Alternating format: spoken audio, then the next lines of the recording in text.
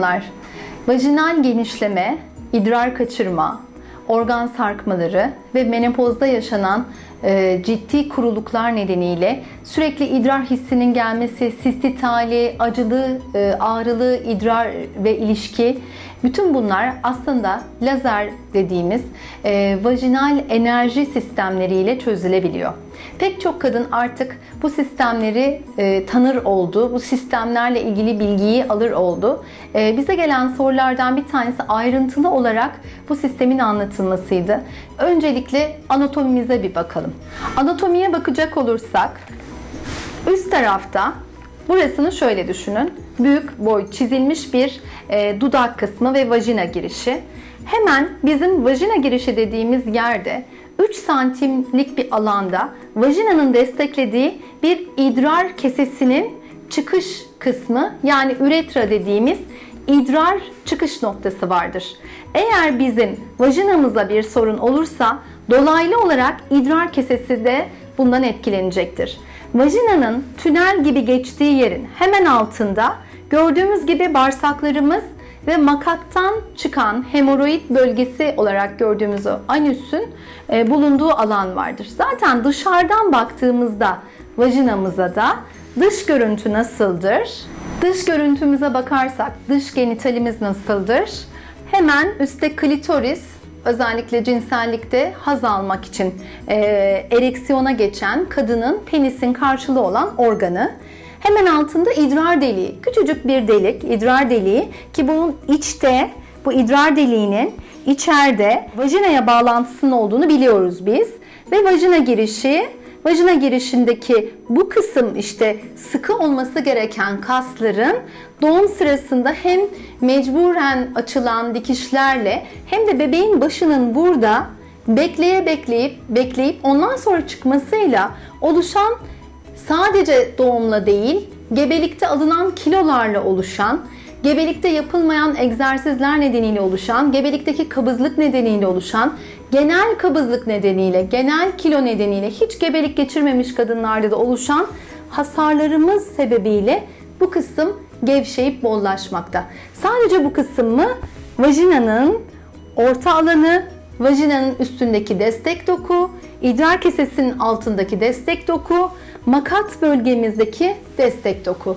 Bütün bunlar kadının her evresinde, kilo alımıyla, yaşlanmasıyla, menopoz döneminde, gebe kalmasıyla birlikte doğumda, kadının her döneminde başımıza gelen sorunlardan bir tanesi. O yüzden bir kadında bu bölgenin hasarlanmaması neredeyse mümkün değil.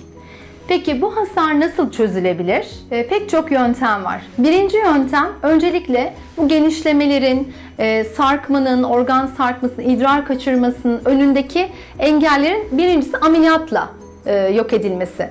Ameliyat, herkesin bildiği gibi dikiş, anestezi ve bazı komplikasyonları birlikte getiren bir yöntem. Peki ameliyatı bir kenara koyarsak, ameliyatsız çözüm istiyorum diyen kişilere ne sunabiliriz? Birincisi, fizyoterapistlerle birlikte yapılan düzenli egzersiz programları. Yani tekrar bozulmuş olan kasların eski haline gelmesi için uzun vadeli çalışmak. İkincisi, yine fizyoterapistlerle birlikte çalışılırken yapılabilecek, diyet yaparken, spor yaparken, ameliyat istemeyen kişilerde yapılabilecek bir diğer çözüm de vajinaya uygulanan Erbium lazer uygulamaları.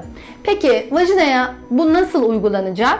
Öncelikle idrar kesesinin altına yapılan 60 derecelik bir açıya sahip olan uygulamalı bir başlık nereye takılarak yapılıyor? Robotik bir kol bu gördüğünüz. Bu kol diğer kollardan farklı olarak uygulama süresini son derece kısaltmakta ve ortalama 20-25'er dakikalık uygulamalarla vajina içinde yenileşme, vajinal gençleştirme, vajinal daraltma, idrar kaçırmanın önlenmesi ve hatta menopoza bağlı kurulukların giderilmesinde son derece etkili olan lazer ışınlarını bize belli dozda, belli doğrultuda vermeyi sağlıyor. Lazer uygulamalarının pek çok amaca hitap ettiğini söyledik. 60 derecelik açıdan sonra, 60 derecelik açıyı veren koldan sonra tüm vajina içini boydan boya geçerek tüm vajina içindeki etkiyi sağlayan ikinci bir uygulama kolumuz var. Ve dıştan, vajinanın dışında oluşmuş olan hasarları gidermek için ve sarkmış olan organları dıştan içeriye doğru itebilmek için uygulanan üçüncü bir başlığımız, bir aleti taktığımız bir kolumuz daha var. Dolayısıyla vajina uygulamalarında lazeri biz özellikle idrar kaçırma, ilişki sırasında vajinasından hava, ses gelen kadınlar, ilişkide sıkıntı çeken, orgazm olmayan kadınlardaki vajinal bollaşmanın giderilmesi, vajinal daraltma, menopozun ağır, ağrılı, şiddetli, kanamalı ilişkileri, menopozdaki ciddi kurulukları gidermek için kullanırken bu başlıkları vajinaya uygulanmış lazer ışınlarıyla önce küçük bir hasar veriyoruz vajina içine. Daha sonra da bu hasar tamir edilirken yeni oluşan tamir dokusundan da vajinanın yararlanmasını sağlıyoruz. 3 seans yapılmasını öneriyoruz. Seans aralıkları 4 ila 6 haftada değişmekte. 1 senelik aralıklarla da idame dozlarının sürdürülmesi senelik oluşan sarkmaların önüne geçecektir. Böylece oluşmuş olan hasarların tamiri daha erken yapılacaktır. Vajinamı daralttık, tekrar bozulur mu? Eğer bazı kurallara dikkat edilmezse, yoğun sigara içilirse, zorlayıcı ameliyatlara tekrar girilirse, tabii ki hiçbir zaman eskisi kadar kötü, eskisi kadar bol olmayacak şekilde eğer 10 birimlik bir daralma sağlanmışsa bu zaman içinde 8 birimlik bir daralmaya düşebilir.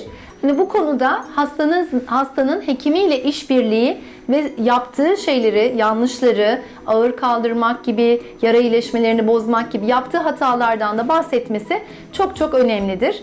Vajinal lazer uygulamaları ameliyatsız, anestezisiz, dikişsiz, kısa süren yöntemlerden bir tanesidir.